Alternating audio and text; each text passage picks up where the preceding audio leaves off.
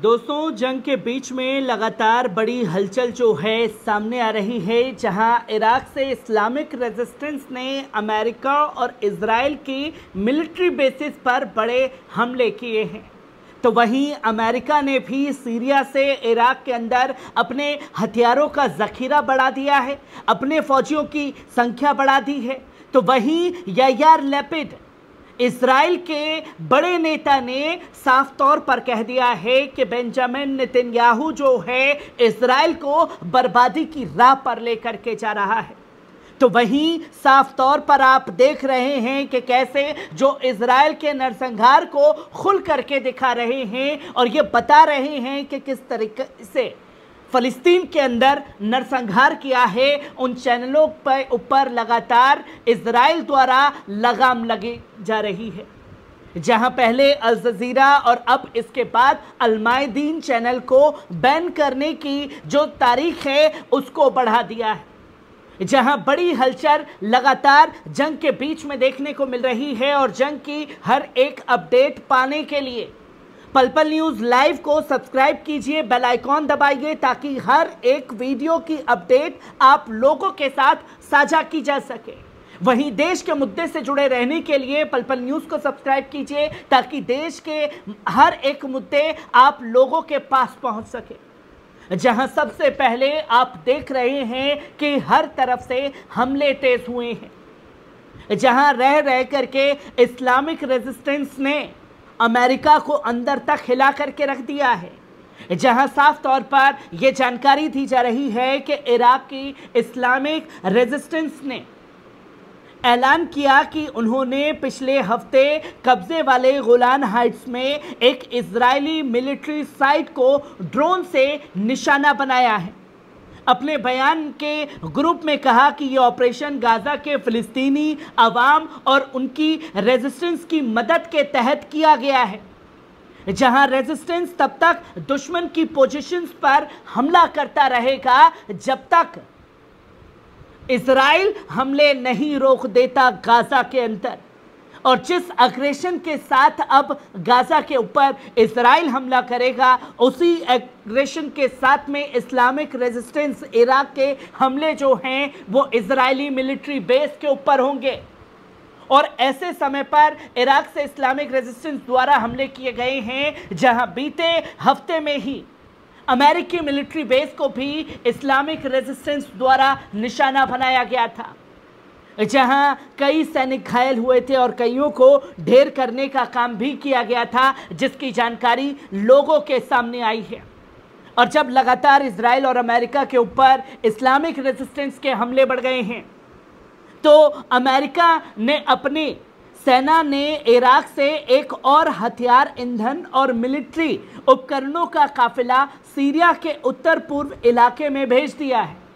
एक सीरियाई मिलिट्री सूत्र ने रविवार को स्पुतनिक को बताया कि सूत्र ने कहा कि अमेरिकी सैनिकों के 40 ट्रक का एक मिलिट्री काफिला इराक से अल हसाका प्रांत में अल वलीद सीमा क्रॉसिंग के माध्यम से भेजा गया है, जहां खौफजदा है इराक के अंदर अमेरिकी मिलिट्री बेसिस, क्योंकि बड़े हमले लगातार हो रहे हैं।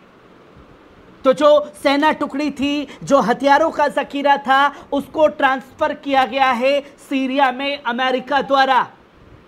ये बड़ी हलचल और बड़ी अपडेट जो है सामने आई है, जिसमें यह बताया गया है अल वलीद सीमा क्रॉसिंग के माध्यम से भेजा, जिसमें लॉजिस्टिक उपकरण, हथियार, गोला बारूद और ईंधन से भरे टैंक शामिल हैं।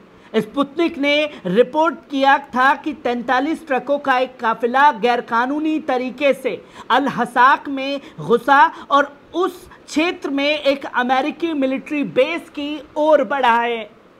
हथियारों का जखीरा बढ़ा दिया गया है।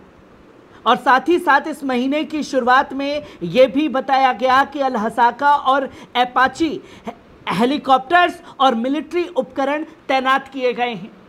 जो एक सीरियाई मिलिट्री सूत्र ने स्पुतनिक को इसकी जानकारी दी, जो कि ये साफ तौर पर समझा जा रहा है कि डर जो है इराक के अंदर अमेरिका को भी बना हुआ है। जिसके चलते उसे इराक से अपनी सेना टुकड़ी को सीरिया की तरफ ट्रांसफर करना पड़ा, अपने हथियारों का ट्रांसफर करना पड़ा है। एक बड़ी हलचल जो है वो मचाई है।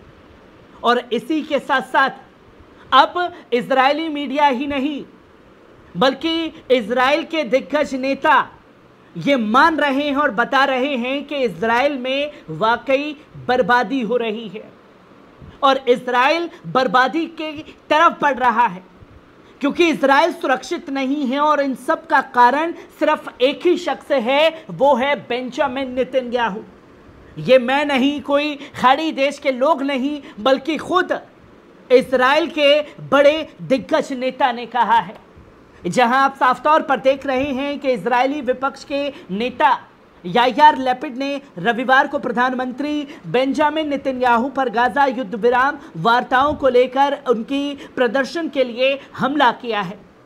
जहां पूर्व प्रधानमंत्री लैपिड ने कहा कि एक प्रधानमंत्री जो युद्ध विराम समझौता और कैदियों की वापसी तलाश में है, हर 3 घंटे में मीडिया के लिए बयान नहीं देता, जो मूल भाव टीम के लिए मुश्किल पैदा करे। जो कुछ नेतन्याहू पिछले दिन कर रहे हैं वे जानबूझकर और खतरनाक तरीके से कैदी समझौते की संभावना को भी तबाह कर रहे हैं और उन्हें इस अनावश्यक संदेशों को बंद करना चाहिए। लैपिड ने सोशल मीडिया में यह साफ तौर पर कहा, अपने ट्विटर एक्स पर लिख करके,